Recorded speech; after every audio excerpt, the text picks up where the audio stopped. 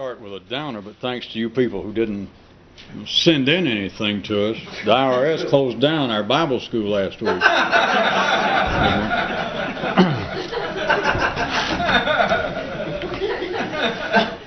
Okay, for you folks out there in TV land, some of the cities we understand are still only getting 30 minutes at a time on these cable shows, so that you will have a little idea of what's going on. The first half we're taping an hour at a time, and normally the first half of the night is taken up by people reading what's known as the Kairoot papers.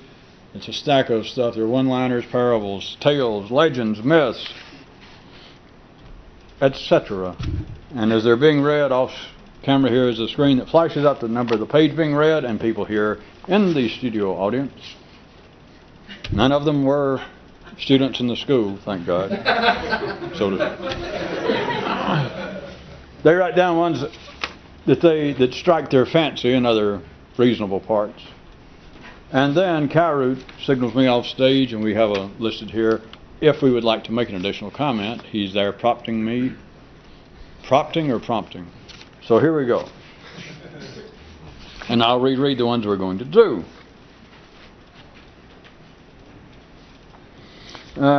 Some of these I will go ahead and reread, and some of them Kairoot signals me not to say anything, but I'll go ahead and reread it. And Kairoot said, the human nervous system at the upper end is constructed in such a way that hardly anyone ever notices.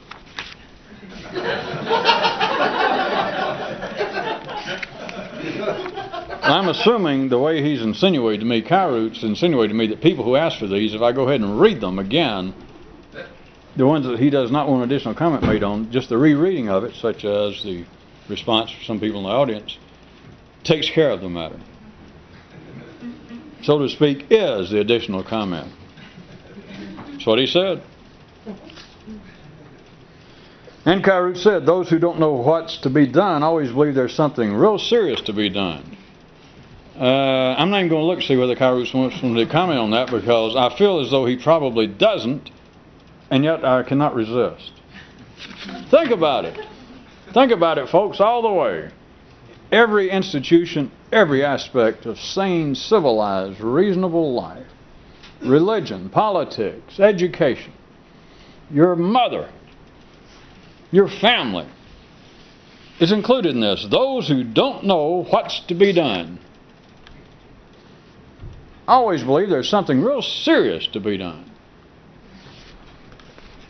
At least you look in the wrong place, which would be anywhere else but you know where, such as at churches and educational institutions, etc.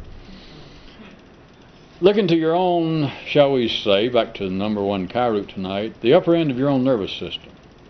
And being truthful, which I know all of you would be, because most of you did want to apply to our Bible school before that unfortunate incident last week, and so I know that you try to be truthful, straightforward, honest, so as to not besmirch the honor of that Eagle Scout badge that I know your mother has cherished.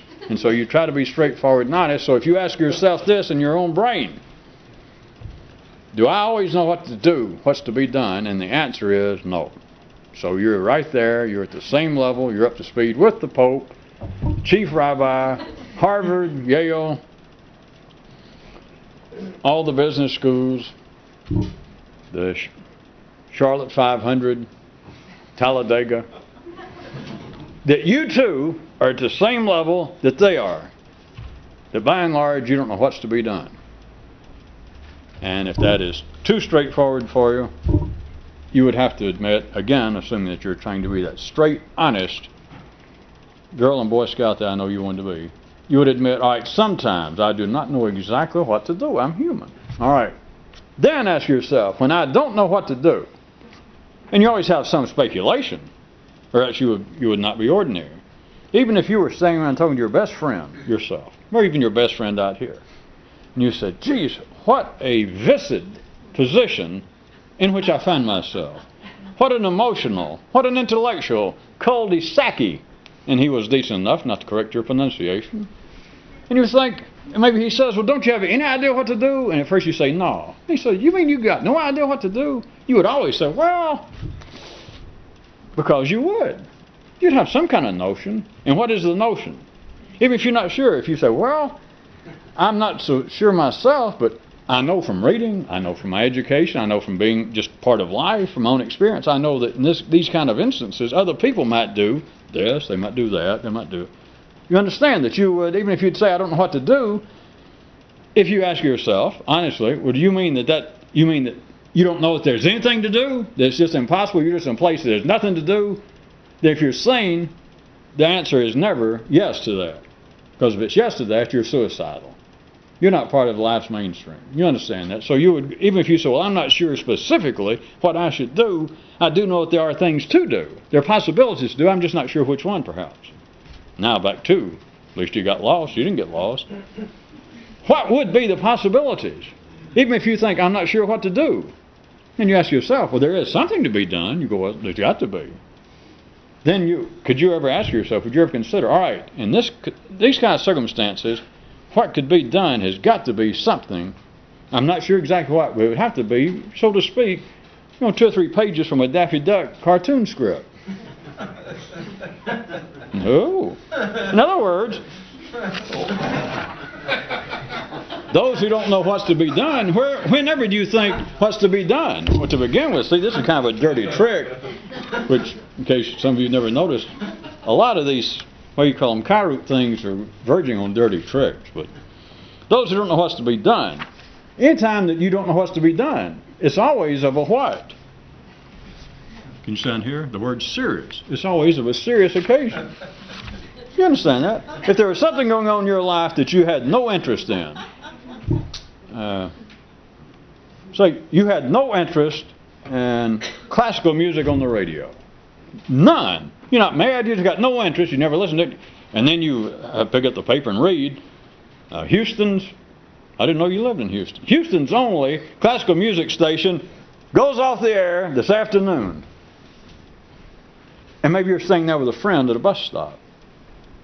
Or a stranger, and he goes, what? My God, what's to be done? Assuming that he finds this to be of real importance. And you don't care. You don't worry about it, right? In other words, if he says, what can we do? Not only do you not know, you don't care. Right? In other words, there's no consequence to you personally. If it's not a serious matter, and it arises just theoretically, and somebody says, what can we do? What would you do in these conditions? And you don't care, you got no interest, then it's not a question. You don't care whether you got an answer or not, right? That's their dirty trick part. Because this says, to refresh your memory, those who don't know what's to be done always believe that there is something real serious to be done. So if you've got any question about what's to be done, to you, if you're working at the ordinary level, it's always something of a serious nature, right? And so if it's of a serious nature, then even if you don't know the answer, what's going to be the possibilities? You're not going to look around and the possibilities be represented by, well, Daffy Duck, Elmer Fudd, Soupy Sales. You're going to get a little more mystical when people start thinking about metaphysics, cosmic forces, gods. Does anybody ever picture people sit around, they want to meditate, do serious thing, and they come up and suddenly, has anybody ever said, gone into some kind of swooning medical overload and come out and said, I saw God, and you said, what did he look like?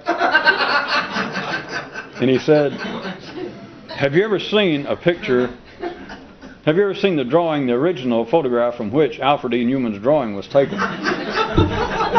It always looks like they describe, God's always, at least in the West, I don't know why, has flowing, long, blonde hair. Other parts of the world, anyway, people say he looks like Buddha. He looks just like the pictures of Buddha. In other words, serious problems have, even if you don't know what they are, have serious solutions. They've got to. There's no other way to look at it. Back to,